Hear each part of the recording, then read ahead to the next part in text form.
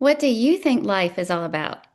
Today, we're going to be talking about three approaches to life, and depending on where you fall under one of those approaches, it kind of tells the world how you approach life and what you think it's all about. That's what we're going to be talking about today. Welcome to Looking Up. If you're a listener, welcome back. Hope you had a great holiday season and a happy new year. If you're new, this is a podcast for Christian women. Thank you for joining us. My name is Kathy Pollard, and with me is Carla Moore, and we're your hosts. Carla is in Dripping Springs, Texas, and I'm in Bowling Green, Kentucky. And our goal for this podcast is from Colossians 3, verses 1 and 2, encouraging each other to keep looking up no matter what's going on and to set our minds on things above, not on things of the earth. And we pretty much just get together every week to talk about whatever we want to talk about. We'll chat a little bit about our personal lives and then we'll engage in conversation about a particular topic. I'm excited about today's topic, and we would just invite you to grab your favorite drink, pull up a chair, sit with us if you will at the table. And Carla, we have completely switched places because now I'm the one with the dark hair and you're the one with the light hair. It's kind of a Freaky Friday moment going on here. Yeah, I was thinking the same thing earlier, and we haven't even talked about it yet. But yeah, now I've never, ever, ever in my life been a blonde. And I really wasn't thinking that I was going to be a blonde when I started this process. But yeah, It looks good. you still look blonde though. Well, that's just old growth. Yeah, I don't know. If it's gray, it looks blonde on the recording. But yes, as I've been planning on doing this. I've been like psyching myself up for it. You know that the gray blending process, and I just couldn't ditch the dye like you did because otherwise it would grow in, skunk, and I would have this big white stripe across the top of my head. And I guess I could. I mean, lots of people have done it, but I personally didn't want to do that. So I talked to my friend and my hairstylist, Julia Lloyd. Lots of people down here go to her. And she said, "Oh, yeah, we'll put in some highlights or lowlights and toner and blah, blah, blah, all these other words that I don't know anything about." And, but it still ended up that day of the appointment, she said, "Yeah, it'll be like ash blonde." And I was like, "What? Blonde? I How, had the day how do of. I go from brunette to blonde?" And so, I mean, it was a change, and I'm still looking at myself in this little corner going, "Who is that up there?" My granddaughter Emmy said, "You're not Yaya. Yaya has brown hair." Oh. But I mean, she was teasing me, and a lot of people haven't had any reaction, or at least any visible reaction. My mom said, "It doesn't look that different." And Olivia, another granddaughter, she's pretty, she notices things, she's observant, and she didn't say anything the first time I saw her. Um, my sons, let's see, Micah said, "I like it." And Jacob said, "I like it." Jordan didn't say anything, but that doesn't mean anything necessarily. Mhm. He probably is like, "It's different and I'm thinking about it." And John says he likes it. I didn't expect him to say anything different because he likes me. So he's going to be okay with it. But he's really the reason why I put it off as long as I did, because he would just say, "Well, I like it brown." Mhm. But I was just so tired of the upkeep and all of those things you and I have talked about privately about when the wind blows and you have all these roots that are white underneath showing. So I'm excited to see what it'll look like naturally. I've got, there's a lot of dark still right here that Mhm. is it's growing in dark still, and my eyebrows are dark. So I know it's not all white, but we'll see. I'm excited too. I can't wait. So between now and then though, what is your upkeep going to look like? So I have to do this again a couple of times, two or three more times, and they follow the pattern of your growth. Oh, okay. She follows the pattern of growth. So she can tell a little bit more about where the dark is and leave that alone. Mhm. And to be honest, I'm not real sure. There's a toner on it right now, which I said, "Well, what's a toner?" And she said it's a semi-permanent. It's not permanent, so it washes out. She also told me I wash my hair way too much. So I'm learning to use dry shampoo. Never used that before. I tried it and didn't like it. Mhm. And, it's mostly, I just like a clean washed head of hair, and it feels, I don't know, it just feels different. And like one day over Christmas, I did 2 pounds of bacon in the oven. And so, of course, your hair absorbs all that bacon smell, and I can't stand that. You wake up at night and you're smelling bacon. Right. So I'm having to learn to get used to that, which is okay. I mean, I'm glad to not wash my hair as much. It sure does cut down on get ready time, but yeah, it's a big change. We'll see. New year, new you. Yeah. Like it or not, it's here. Well, did you have a good Christmas? We did. We did. It's just over. So today, as we record, is January the 5th, and we had ours from January the 1st through the 3rd. Hmm. So, Christmas felt extra long this year. We put the tree up around Thanksgiving, and so it was up for much longer. I'm one of those day after Christmas, put it all up. Hmm. John calls me Scrooge. So we couldn't do that this year because we had to, wait till our Christmas was done. But it was nice to have that extra week of prep time, and I took advantage of some after Christmas sales, and Right. yeah, Smart. so it was good. Everybody was here. And like I told you, nobody threw up, which is always a good thing because usually at Christmas time or when everybody's all together, somebody throws up and then that starts the domino. Hmm. But we didn't have that. We had lots of fun. We went and saw the David movie. Have you seen that yet? I haven't. Well, I actually didn't. Everybody went and then Sophie got a little tired of sitting, so I took her out and we walked around, but everybody else got to see it except for Alyssa and Nolan. They stayed home. So we did that. We opened presents. We ate a lot. We ate and ate and ate. So it was a Christmas. So what about yours? Oh, it was good. It was a little bit quieter because Carl and Emily and their family were in Georgia. Mhm. Um, but we did take everything down the day after Christmas because Neil still had a couple of days at home the way Christmas fell this year. So we took everything down. We've never taken it down that early, but we knew we were going to be out of town over New Year's Eve and New Year's Day, and that's usually when we do take it down. So it was, this when I look back on it, I feel like this was a sentimental Christmas. I feel like the gifts that the kids did and Neil did had this sentimental, I feel Mhm. like I cried the holiday season. And one of them was I don't know if you can see this or not, but Neil found me another African Oh yeah. Yeah. Where did he find so it? in Africa. I mean, he didn't go to Africa, but he ordered it from there. And I've looked and I have not been able to find him. And the only difference is this is white gold Hmm. instead of yellow gold, but it has the tanzanite on there and everything, and it's the same size, exact same outline. I couldn't, and he stuck it in my stocking, which we always open last. So I was completely surprised, Yeah. I mean, I was just stunned. So that was sweet and sentimental. And then I was going to show you, Janelle drew a picture of our house. Can you see that? Oh, how And special. painted Yeah. it. Hmm. And put it in this frame. And then Gary and Chelsea made candles for everybody and these little tins and also gave us I one. almost leaned over to smell it. Yeah, this one's in the shape of a moon. I don't know if you can tell. Cool. Yeah. Yeah. Um, and then the so we opened gifts and everything, and I thought we were all done, and Neil said there's one more thing. And the room got quiet, and he said, and it's for you. And I could tell by the look on everybody's faces, they were all, they all knew something about this. And I was like, okay. So he handed me a package and he said it was from Neil and the boys. And I started opening it, and it was like an old instrument case. And like a brown, old vintage instrument. And I said, this looks like a clarinet case. And I'm opening it up, and it is a clarinet. And I'm thinking, this is so sweet because my clarinet disappeared in the move, So I thought they just found me another one. Well, then Neil said, do you know whose that is? And I said, no. And he said, it was your grandpa's. Oh, wow. And I just started bawling in the moment. I mean, so he's the one that taught me to play. He gave me private music lessons every week from the time I was a child.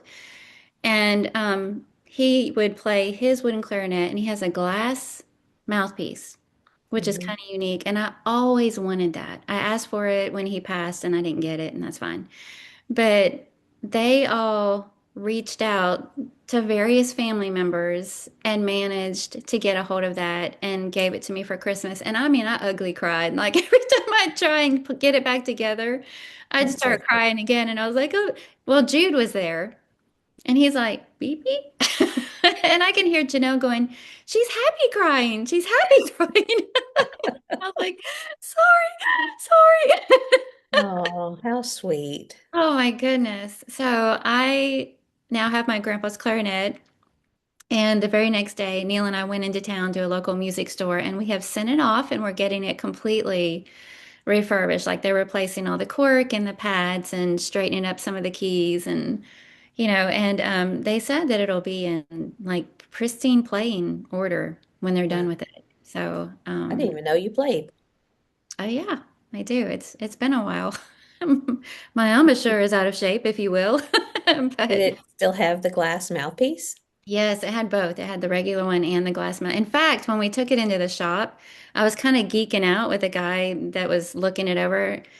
And he was like, "What have we here?" Because he's seeing the old case and he opened it up and he went, "Oh." And then he went, "Whoa." And he pulled it out and he was like, "This is so cool." And I was like, "I know, isn't it?" Oh, that's And I amazing. found That's so out that thoughtful. he plays the clarinet. So Mhm. it was neat. But so it was a Wow, that took a sentimental. lot of thought and a lot of effort, and that's very, very sweet. Not surprised at all. That's just a neat gift. It really is. Yeah. Something about, the memories attached. It's more than the object, but it's the memories that's attached to it. So It well has, done. yes, well done. It has his old reed case with a couple of old reeds in there that you could tell he had played because they were kind of chipped. His old cleaning rags, his old the little clip that you put on the clarinet if you're doing like a marching band music where you actually attach it to the instrument, one of those was in there. I mean, just all this stuff. Is somebody there in your house? I was thinking that John may be trying to get to his keys or something. I just Oh, heard okay. something, Yeah. but You he's started staying looking around a there. little nervously. I was like, is the boogeyman breaking in right It's now? like I wondered if he comes in to get his keys, is everybody going to see him? Yes. So well, he's in there, but I don't know what he's doing.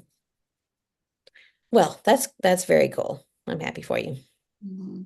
We also had Christmas at my sister's house. And she went over the top with all the fun games and stuff that we did. And so that was great. And Neil and I went and played pickleball over the break. I was not playing well that day, so I wasn't Nothing very to fun. report, nothing to see. That's right. I wasn't very fun to play with there. I was like, I don't understand why you get so frustrated. I'm like, I know you don't. Competition. Yeah.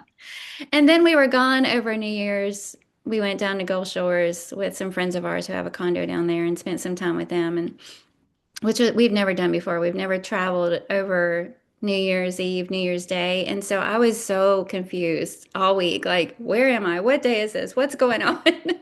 Have you ever gone down there during the wintertime?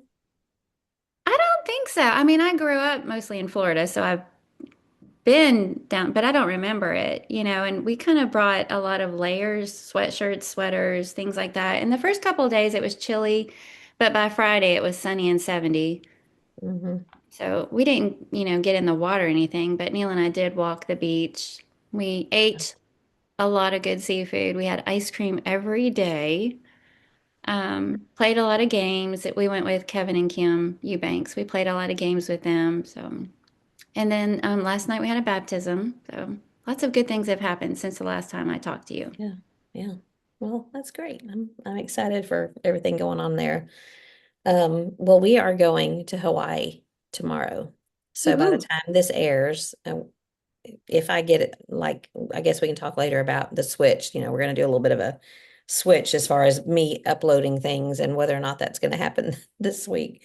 But if all goes according to plan and I get it uploaded and this airs next Monday, a week from today, we will have been there for almost a week. So it was I don't even know how to say this, but it was a gift. This trip is a gift from people, and we don't know who it's from. It was Yeah. organized by some friends and they wanted to do it anonymously. And so it's very humbling, very exciting. So we are going to Maui for a week and we're going to watch for whales and we're going to ride bikes and eat seafood. And I'm not a huge seafood lover, but I mean, But I'm that gonna need you to kind of eat some for seafood, me. So, I will do it. I mean, I love, there's some kind of ocean seafood that I really do enjoy, halibut, and I don't even know if that it's around Hawaii, but I know John's right there. But his legs have not seen the sun since about 1983. And I don't want anybody to worry that we're going to be going and doing immodest things, but we'll probably get in the water and he's not going to wear pants in the water. So I have some self tanner. He are you does gonna not make know him use? this. I'm going to try it on him because I'm afraid that if he gets in the water, that the fish are going to think that that's some kind of a, reflective lure or something. So we're going to try this self-tanning lotion and hopefully the only thing that is bad is that it's medium to dark. Oh no, you Because know I I'm ordered visually this smart. yesterday, and the only one that I could get here today was the medium to dark instead of the fair to mediums. All right. So And how do we get pictures of this? I don't know if that's going to happen, but I'll be sure to report how it turns out. Oh man. Maybe I could do a little, a close-up picture or Yeah, something. just I the don't one know. little square, one little Yeah, knee. a kneecap. Okay. He may have something to say about that. I don't know. Hopefully he didn't hear me. So, what else is going on? Well, I did want to mention that Hillary Hammer hosted the Teen Girls Mhm. Saturday night. Of course, by this time this airs, it'll have been a week earlier, but for a devotion, like food and devotional and Bible marking. So I got to teach Bible marking, and they invited some of their friends. So I think there were about 16 girls there Nice. that showed up. She hosted them. They call it a barn, but it's like a little outbuilding that looks like another little house, basically, that they host a lot of fellowshipping types of events out there. Um, but it was Sydney Elkins' idea, and she's one of our teen girls to do this and plan it. And when I showed up, she was saying, I've got you a whiteboard over here, and I thought we would eat first, and then Ashley Waddell's going to give a devotional, and then you'll do the Bible marking, and then we'll play again. Like she had it all organized, and just really took responsibility for it. And I was thinking, when people do that, especially teens, I wonder if they realize how encouraging it is for Yeah. everybody. Obviously, it's encouraging for the teen girls that showed up to fellowship together and hang out together. But I wonder if she realized how encouraging that was for us as adults to see Yeah. her initiative to Mhm. plan that. And she's the one that asked Ashley to do the devotional, asked me to do the Bible marking. And so for her to see her take the initiative and plan all that was encouraging for us. Yeah. It just made us feel good and proud. And so that was a good thing. Well, that your Bible marking is such a good practical thing anyway, but it's an activity. It's not just sitting and listening, but you got your hands on and you're doing something. And so I mean, it's great for all ages, but especially for I think kids that I say kids, young women who um you just retain more because you're doing it. You're involved in it. You're not just listening to it. So what a Right. great thing to be doing. I'm glad that's going well. Well, it was kind of funny because Hillary, when I showed up, she was there, of course, they're setting out the food and stuff like that. And then she said, I'm not going to be here very long because it was also her son's birthday. So in the main house, she was in the middle of getting his birthday dinner ready, which was, steak and mashed potatoes, and she was going to be over there for the birthday celebration. So Yeah. she agreed to host this, knowing that she was also having to host a birthday party for her son.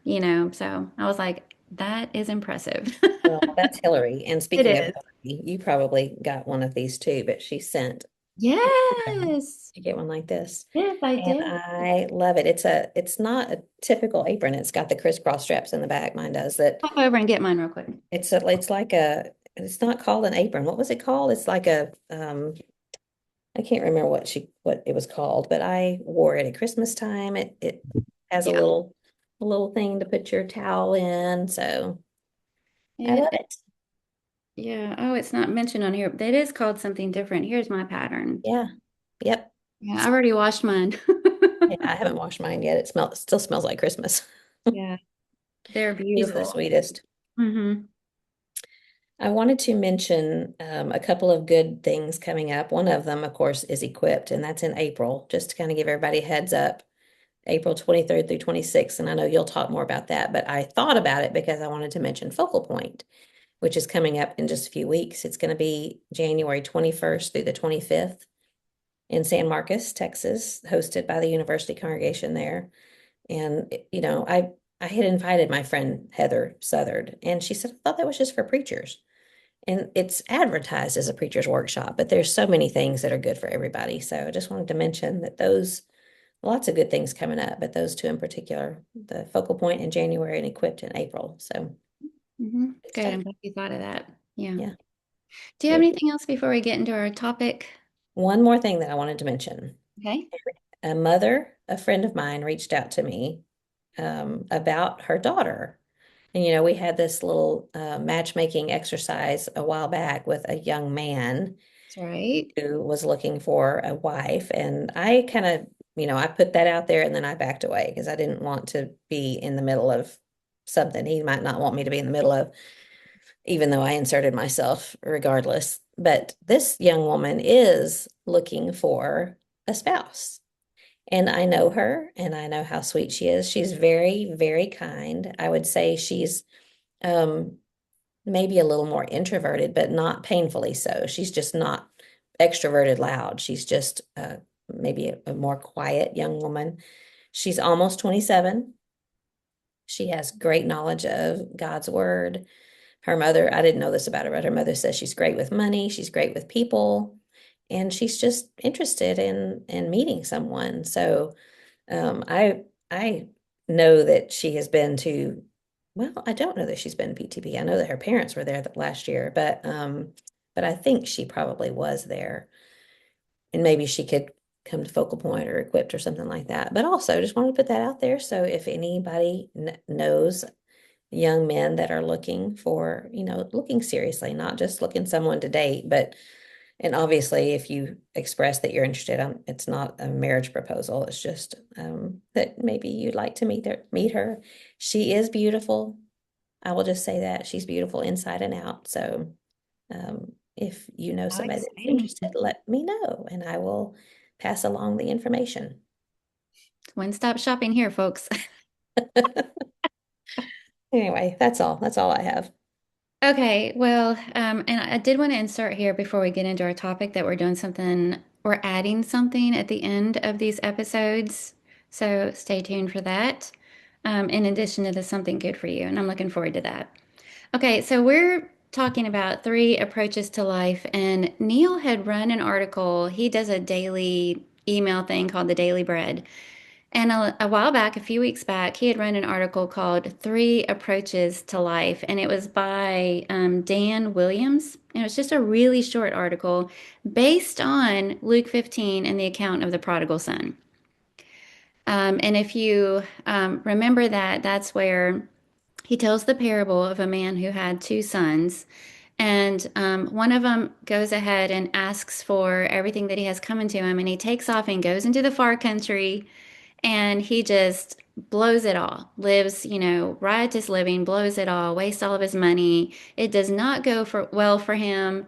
We remember that he ends up feeding the pigs, which for a Jewish person would not have been an ideal job. And he's so hungry that he ends up eating what's being fed to the pigs. So he finds himself at this low point and comes to himself and thinks, how many of people in my father's house have food and more to spare? Maybe I'll just go back and see if I can be reinstated as a servant in my own father's house. And of course, we know that he came to himself, the text says. He starts making his way back home. His father sees him from afar off and runs to him, embraces him, welcomes him back, throws the party, kills the fatted calf, gives him a ring and a robe. There's a huge celebration, which leads us to the older son, the other son. And handle that well, the homecoming. And he's bitter and resentful and even says to his father, I've been obedient to you all these years and you never threw a party for me and you never killed the fatted calf or put a ring on my finger. And that's when the father says, everything that I have is yours. But our son who was lost is back and, all that kind of stuff. So that's the parable, and this article is based on it. And he talks about three different approaches from the three different individuals mentioned in that parable in Luke 15. So the first one he calls living it up. And this is one approach to life, living it up. And this is based on the younger son and that path that he took that you can start reading about in verse 13. And for the longest time, I think I've even mentioned this somewhere along the way on this podcast. For the longest time, I thought the word prodigal meant wayward because we even sing a hymn, God is calling the prodigal, come without delay. So I thought it just meant somebody who walks away from God, a wayward person. But the word prodigal means wastefully extravagant. Hmm.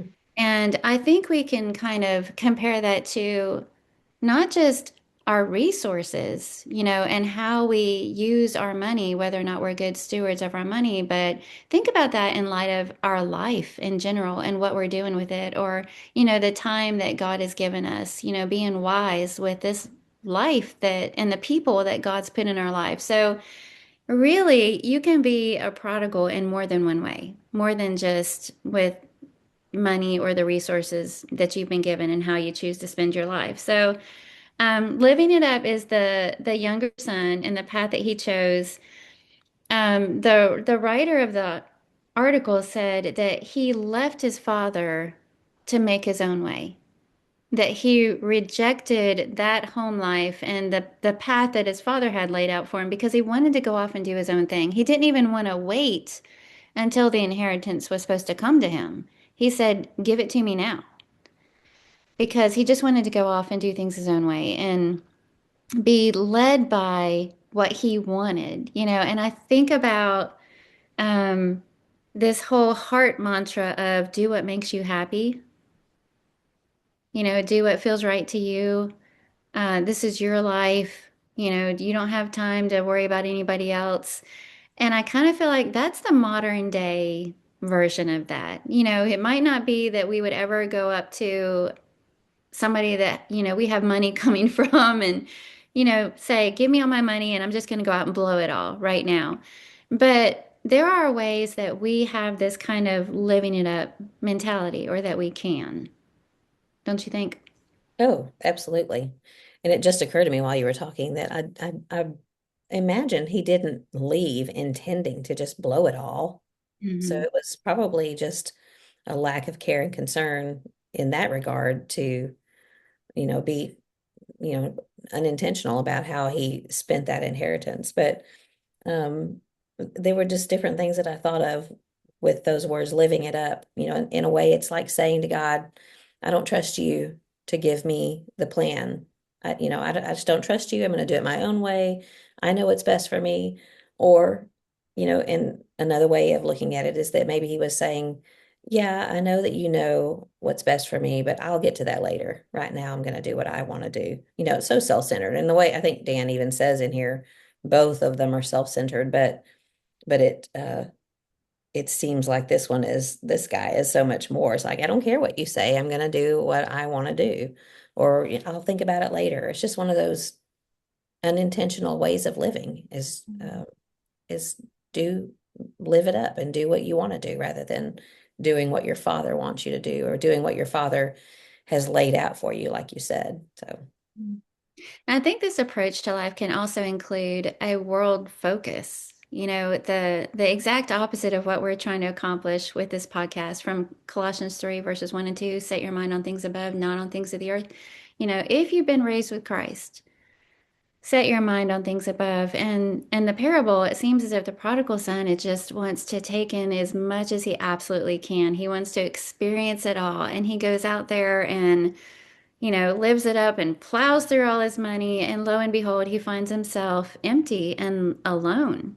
Where are all those friends that were partying it up with him and enjoying all that spending and the good time and the party life, where are they now? And look where he ended up. But it doesn't have to be that drastic of an ending for us to experience the pull of making the most of the world, making the most of what we have right now and um, gradually, not that any of those things are wrong that we might emphasize in this world, but sometimes we can gradually get pulled to where it becomes a higher priority than it should. The things that we enjoy, our homes or, entertainment or pleasure, there's nothing wrong with those things as long as they're in their proper perspective. But it's so easy to get earth focused and world focused and the here and now and what we see around us and wanting it to be the very best. I want to be as comfortable as I can be. I want to be as in control as I can be and make my own decisions and schedule out my life. And, it seems like the longer I think about it, the more different ways I can see where we pick up this living it up mentality without even realizing it. Mm. My parents would always call it a shallow mindset. That's the word that they would use maybe more often than they should have, but someone is shallow when they don't have any depth to them. So when Mhm. I think of shallow, I think of just you have your feet in the water. You have your feet in maybe you're walking along the edge of the water if you want to think of the water of the ocean as the word of God or spirituality. And someone like this young man just was living shallow. And Mhm. maybe he didn't even have his feet in the word at all, but rather than living intentionally in the way that God wants us to live and launching out into the water and swimming around and trusting the water to hold you up and trusting the Lord to provide what you really need to make you content and happy and at peace. You're just walking along the shoreline and living a shallow lifestyle. That's a good image for it. And we do need to remember that it didn't end well when he was living that way. It did not make him happy. How many times do we ourselves or people that we love keep chasing after a happiness that seems so elusive? And it's because, you can't be unless you go to the source of true joy, which is God, and live things according to his way. And the example that Jesus gives of this prodigal lifestyle ended in misery. It was brief.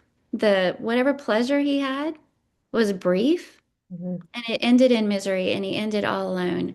But we also need to point out that he did something about it before it was too late. Mhm. He did come to himself. He did see the contrast between where he found himself versus where he could be in his father's house. Mhm.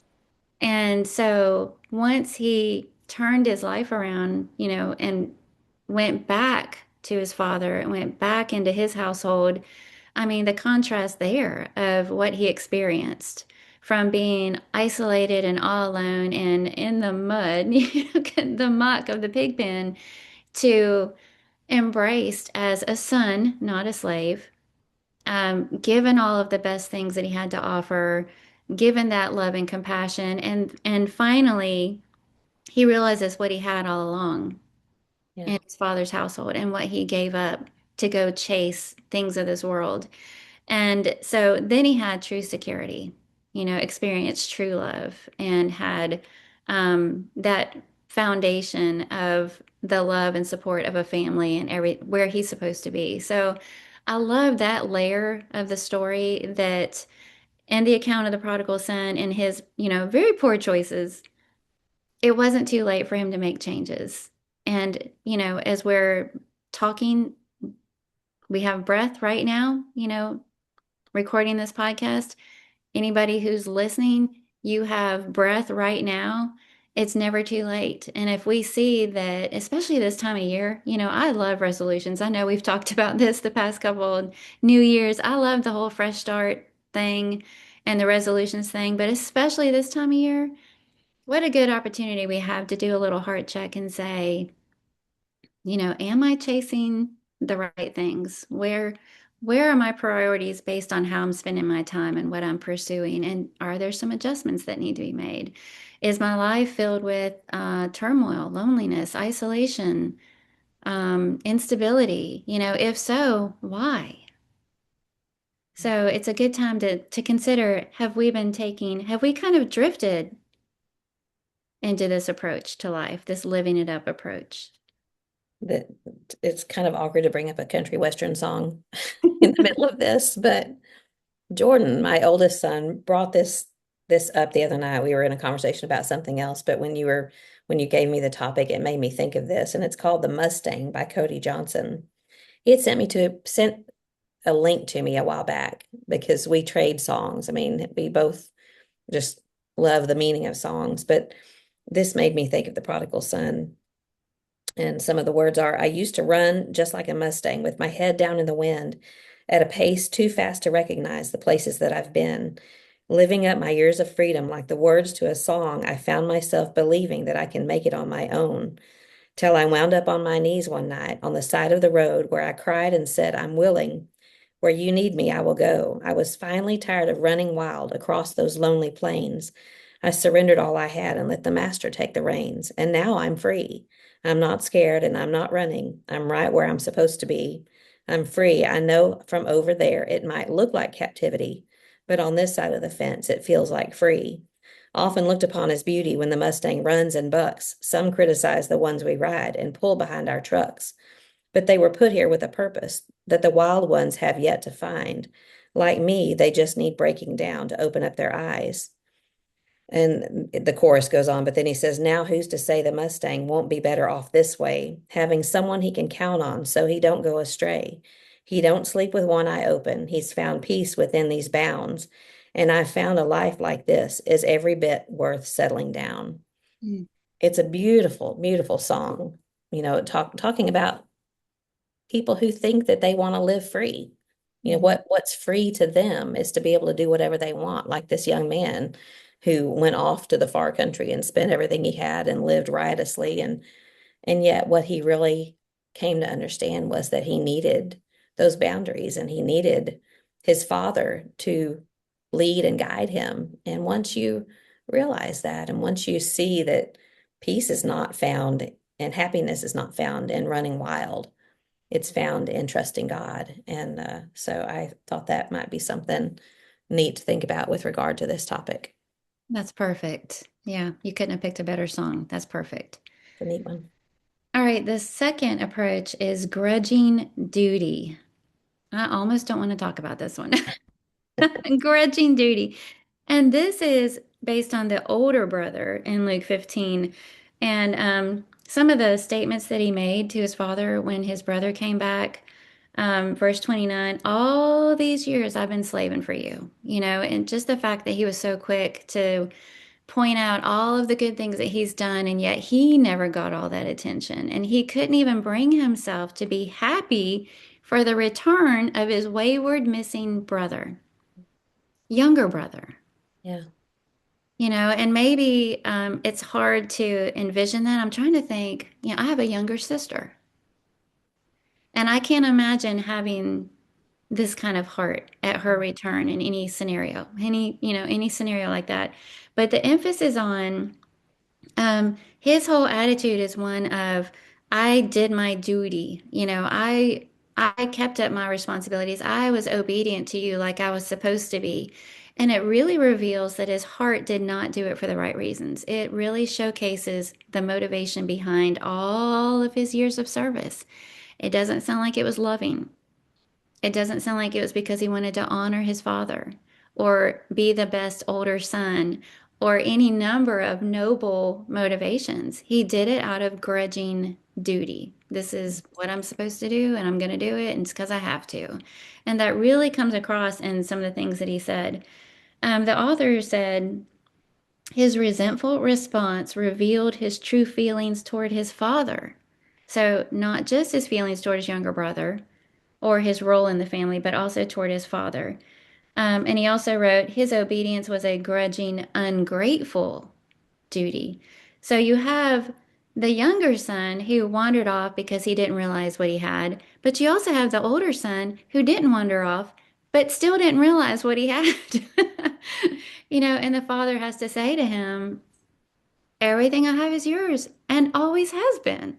He has to remind him of that. He has to remind him of his relationship with his brother.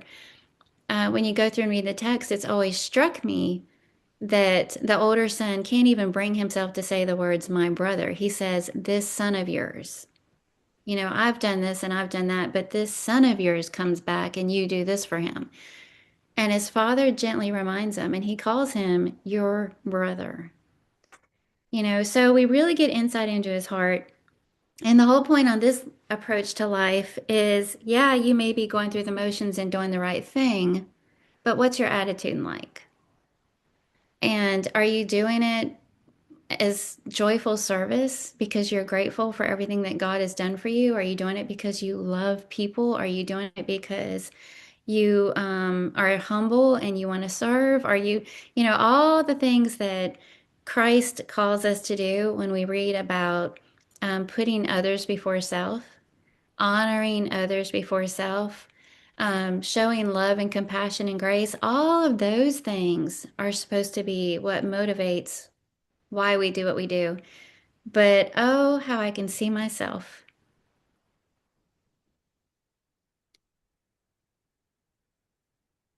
And sometimes doing what I'm supposed to do, but with a bad attitude, Yeah. you know?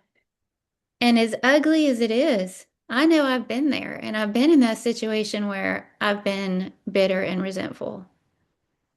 Um, Maybe for even doing the right thing and it not turning out the way I thought it should. And it's terrifying to get a glimpse into that kind of mirror and see this is what that looks like, and it is not pretty. Mm. And so, I'm thankful for opportunities to revisit an account like this and see that this can be and for a Christian, the first one you kind of think that person wanted nothing to do with his father's house and he was just living the worldly lifestyle. Well, that's not me, so I'm okay. I'm a Christian. I go to worship. I do all these things. But then you come to the older brother. This parable is about both sons. I remember hearing Mike Vestal teach a lesson one time and said the fact that it starts out by saying a man had two sons, even though we call it the prodigal son, this parable is about both sons. And we Mhm. have to learn from both of them. And maybe this older son is where, as Christians who haven't wandered off into the world or out there living it up, if you will, in worldly choices and lifestyle, but maybe we can find our heart in this situation of obedience without love, cold obedience, resentful obedience, self-righteous obedience, and view toward other people. And so this is another approach to life. And in the beginning, I mentioned that this shows what we find important in life, and that's because that's how the author concludes the article. And we'll talk more about that when we get to the end of the third approach. Yeah. Well, a couple of things came to mind. First, I know it's a parable, so maybe, it might not be necessarily a real family, although he could have based it on someone that he knew or came across or noticed. But how much do you see this in real life? The difference between the two brothers and the conflict that happens between brothers or sisters or just family members, and not necessarily blood family, but church family. When you think of this, the younger brother who wanted to go live it up, and then the older brother, the way he responded, and like you brought up, calling him your son, this your son, not my brother, but your son. It just kind of makes me wonder about conflict before, how much conflict, if it was a real family situation, Mhm. what kind of conflict had they been in? Did they hate one another because they were so different? Mhm. Because they were so different. One of them did his duty grudgingly, the other escaped and ran away from his duty. So you know that there had to have been clashes Mhm. because of the difference in personality, the difference in the usually it is the older child that's more responsible and that's going to do what they're supposed to do because they're just raised. There's something to birth order. It really is. Hmm. Yeah. And then the young ones who tend to run off and act first and think later. So what kind of conflict would there have been? And what kind of conflict do we see now between family members, between church members who they just don't understand one another because they think so differently and they act differently and they have different character traits or personality traits. And so what do we learn from this parable about how we ought to feel about one another, regardless of whether or not we understand how they think and how they feel and why they do the things they do? But then the other thing that I thought of was that, and again, I think he even said something in the article about how both brothers are so self-centered and Hmm. selfish. The younger one is just he just does what he wants to do. But the older one, when you look at the parable, he says, I served. I never neglected you. I didn't get a party. So it's all the I, me stuff. So how is he any better? He's not. He's not any better. There's just different sin involved in what he's guilty of. And you're right.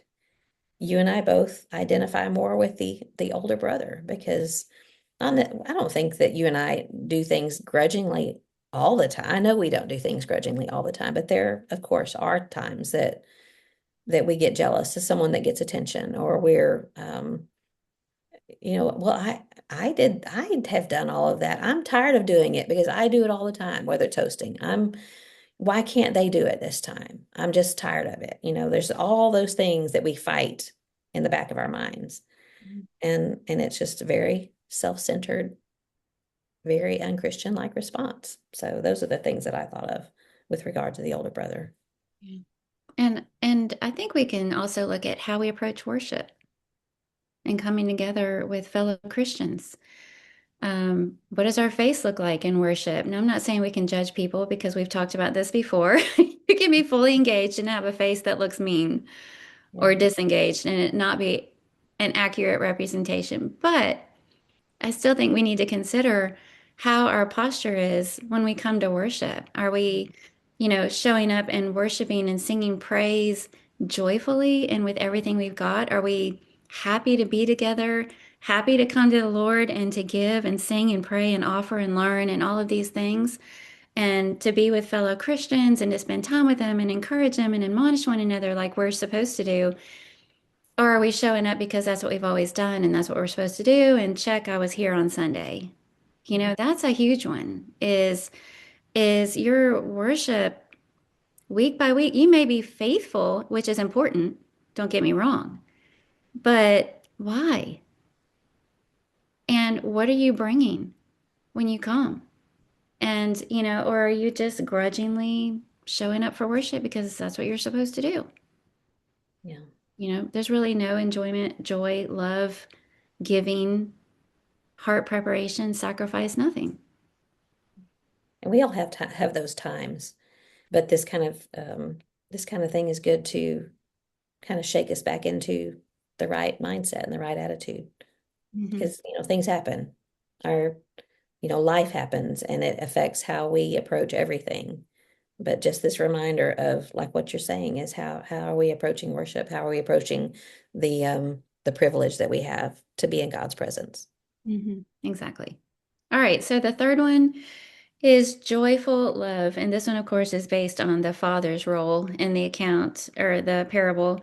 The joyful love was represented in his view toward both of his sons.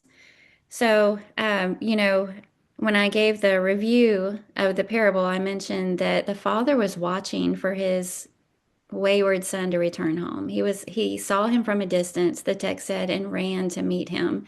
So there was not the least bit of grudging forgiveness there. I mean, he was eager to welcome him back home. He was watching for him. He ran to him. He embraced him. There was no probationary period there. He installed him reinstalled him as the son of the house and showered him with all these gifts to let him know how happy he was. This is a celebration. And we know, of course, that this represents our Father in heaven and the love that he has toward his children and how he wants them home and he's watching and waiting for them to come back home and wants to bless. his people, but also his patience with the older brother. Um, he the way he speaks to him, it's like he's just like he kind of understands where he's coming from. He knows it's not right, but he understands. He probably knows his son.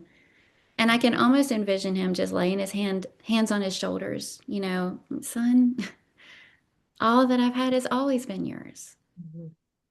and yes, he's like affirming him, yes, you have. You've been a loyal son and everything I have is yours and I love you.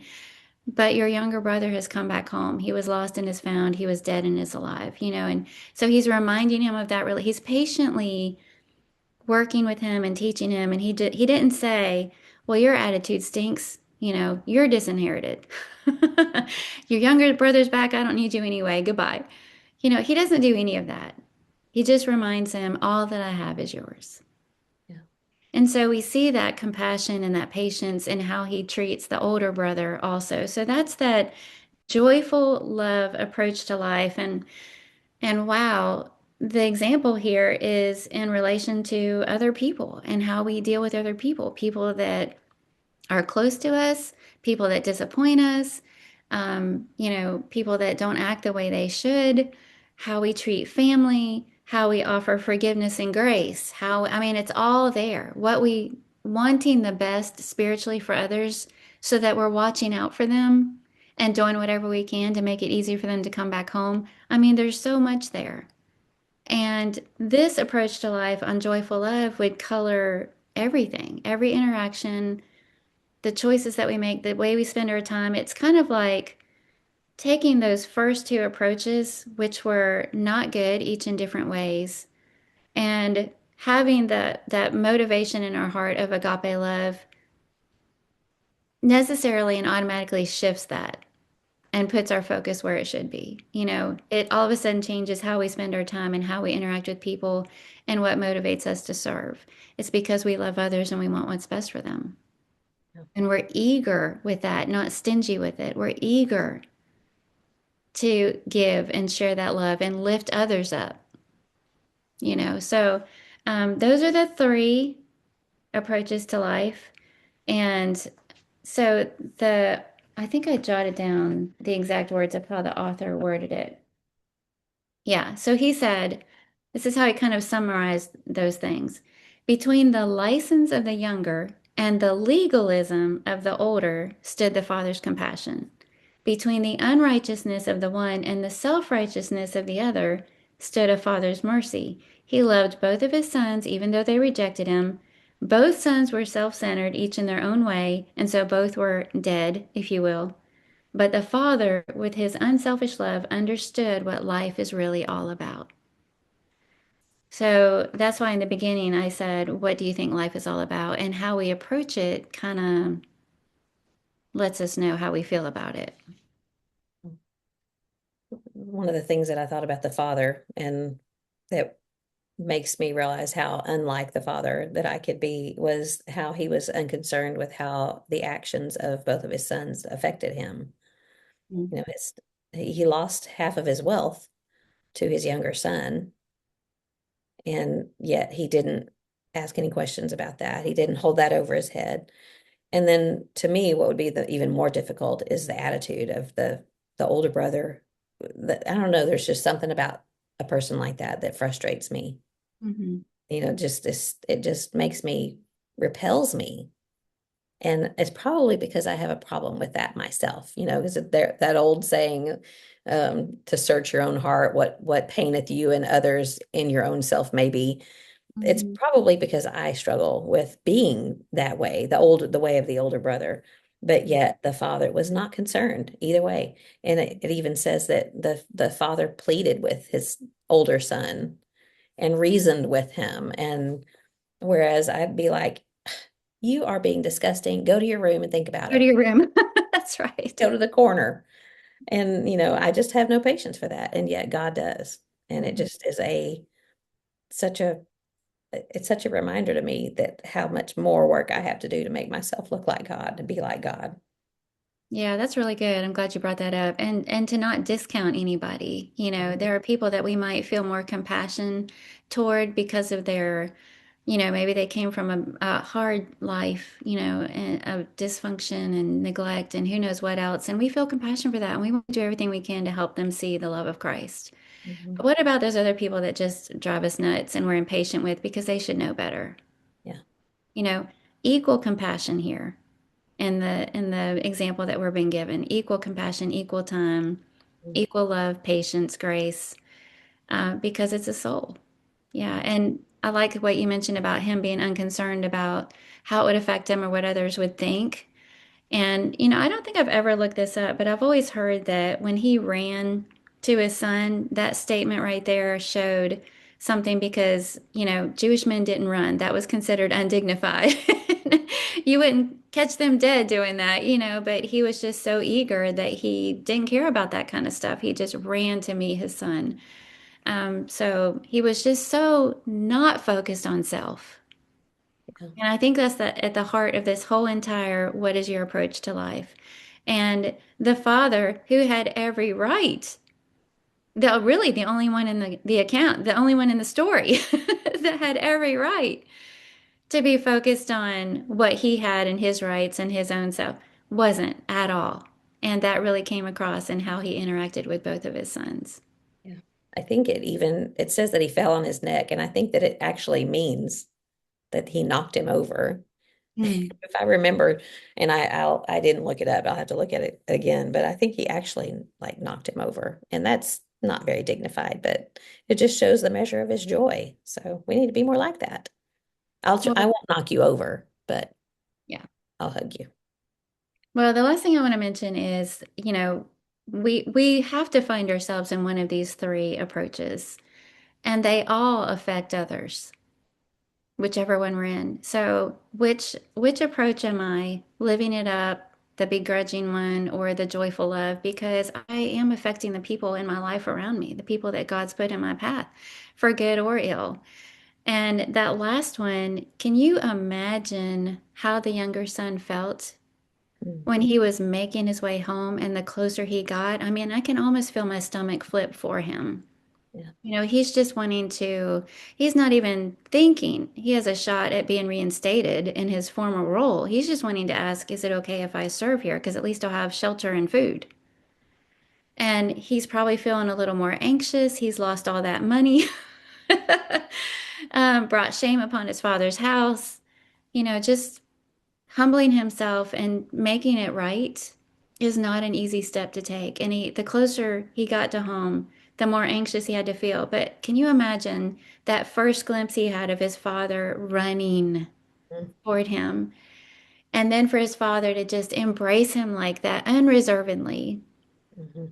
Probably, there were tears, the relief, the surprise, the joy, the sheer, instant healing almost in that moment because the father chose to react that way. And so that that approach to life affected the younger son. It had to have in such a huge, impactful way. So when we think about this, it's not just us and whether or not we have true joy and happiness because of how we're choosing to live and what we're choosing to focus on.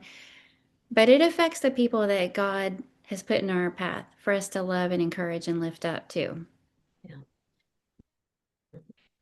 A university congregation in San Marcos is the first place I've seen this. I've seen it since, and even at Bear Valley and Cumberland Trace and places like that. When someone goes forward, as we say, we call it going forward. When someone comes to confess sin and ask forgiveness, and I've seen it where that person, it's like a walk of shame. Maybe someone got pregnant out of wedlock, and here they have to make this public confession, and that is something that um, will some will require. And I understand if it's a public sin, it needs a public confession, but it's almost like this walk of shame that you have to endure so that Mhm. you can be forgiven and move on.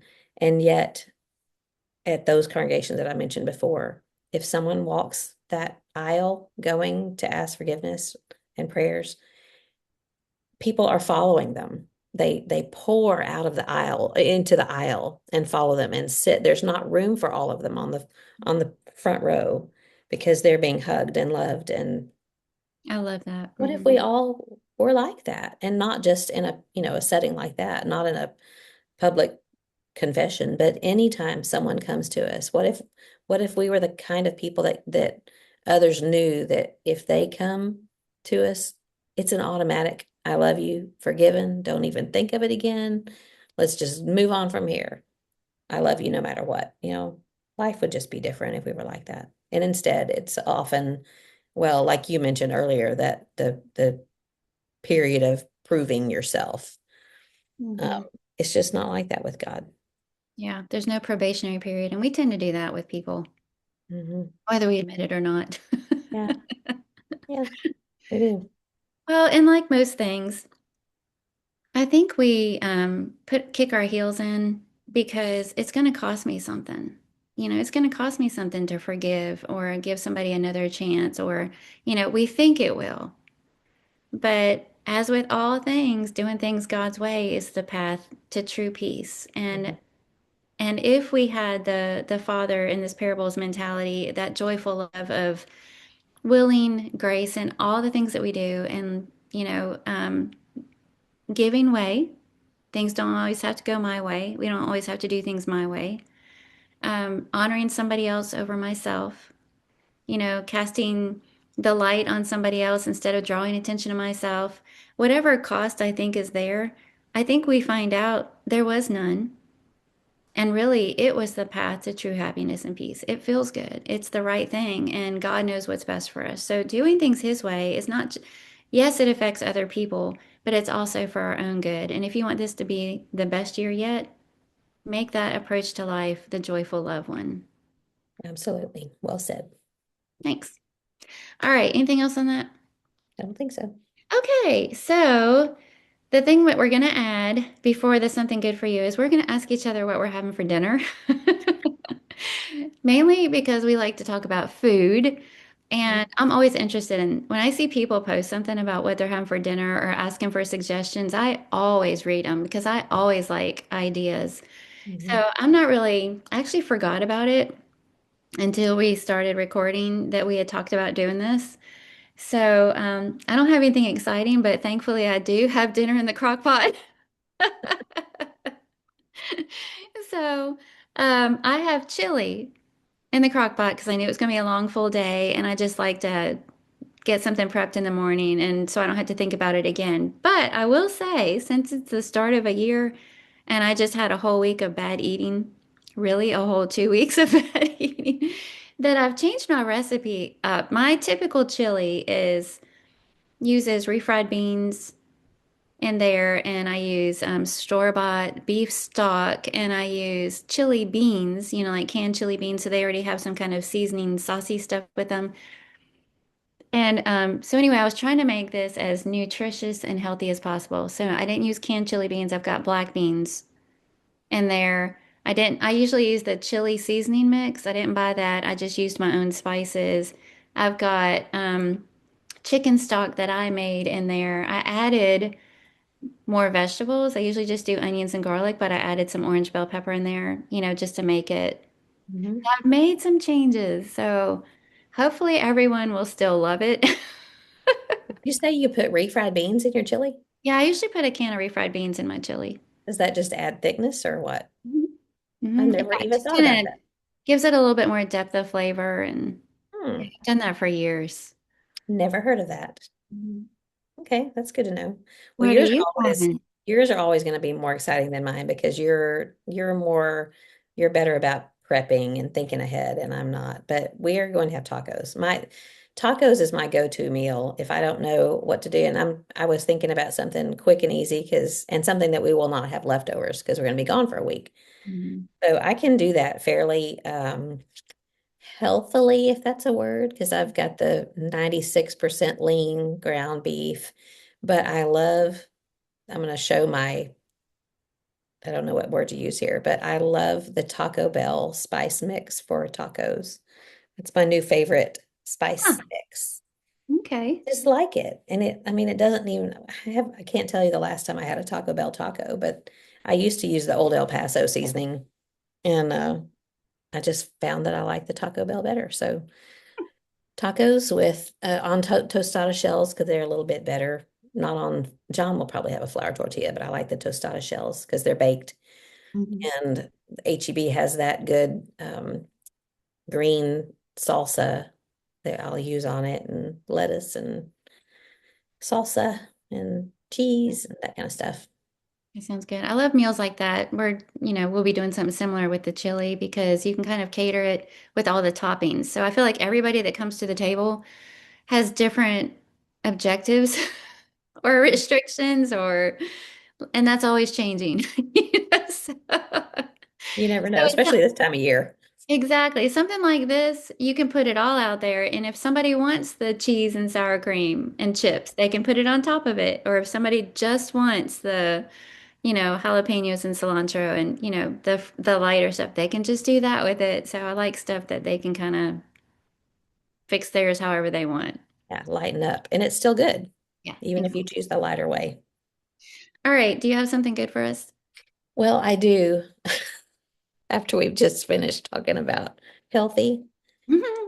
And I don't know if anybody can find it, but I found it at TJ Maxx or Home Goods, somewhere like that. But it is Funky Chunky's Winter Funky Mix. Chunky. Well, I mean, it's fun just to say the name of it. It is. So years ago, when I worked with Erin and her mom at Stitches and Such, we would go to market. And I remember this brand because we sampled it there. They had all the different samples, and it's potato chips covered in chocolate and pretzels in chocolate and popcorn in chocolate, and it's terrible for you. And I don't even like white chocolate. But I bought two bags because one of them went in Erin's stocking because she loves funky chunky stuff. And when she opened it, she said, "Oh, I love white chocolate on potato chips." And I was like, white chocolate doesn't tempt me." But then I tried one, and I'm just gonna have to throw away the rest of the bag because otherwise I'm gonna eat it till it's gone. So it's popcorn, potato chips, pretzels, and a white chocolate drizzle. And it's Yeah. yummy, yummy.